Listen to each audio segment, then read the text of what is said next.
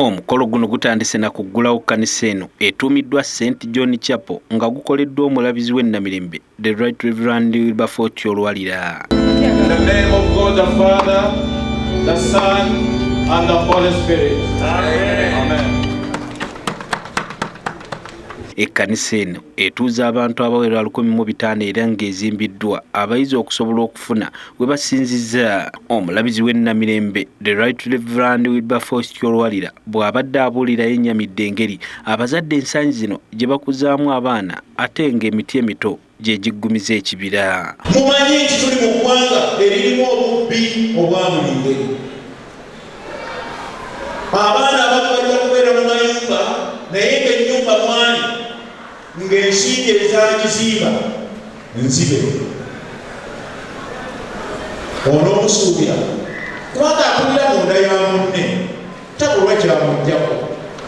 Abaana bajja kubeera mu bifo nga biriwo ebityo ng'ebintu by'amaanyi nnyo naye ng'oli ettaka lyabbaliko ng'ekyusa biwandiiko oba seito nga yakoba olukukkulirwa abantu bonna ne bagenda nga bakaaba omwana n'abeera mu ekyo.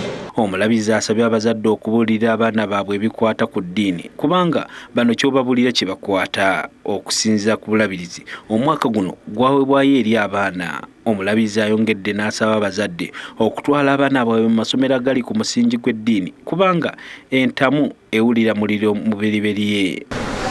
Abaana baffe mu mulere guno basoma ki mu mawulire nga basoma ku bantu abakulu ne balowooza nti oli bw'abeerera omukulu n'ebirowoozo biba bikulu n'ebyakola biba bikulu, naye ne basanga abantu nga bakola ebintu n'abaana ne bamalako enviiri ku mitwe ne basigazaako entonotono nga musajja mukulu yakola ebyo mukazi mukulu yagira ki yakola ebyo ebwamu ebiri bitya.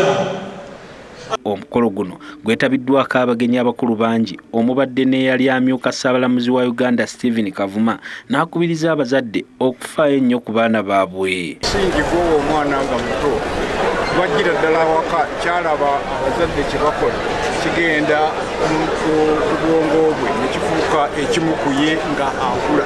Bw'alaba ekibi kyakula nakyo ng'alowooza nti ensibo ekibikola wetambula. Omukulu w'essomero lino John Fred Kazibwe atunnyonnyodde lwaki basazeewo okuzimba ekkanisa eno.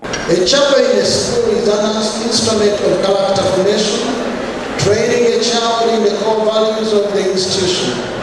Our core values are fearing God, respect of persons and property, and integrity. Wano wabaddewo n'okuteekako emikono abaana abawerera ddala 12 nga bateekeddwako omulabizi w'ennamirembe Right Reverend Wilberforce Olwalira. Omukolo guno gwetabiddwako abantu ab'enjawulo okuva mu gavumenti eya wakati ssaako n'ey'emmengo nga mubaddemu n'abalabirizi omuli n'abaawummula.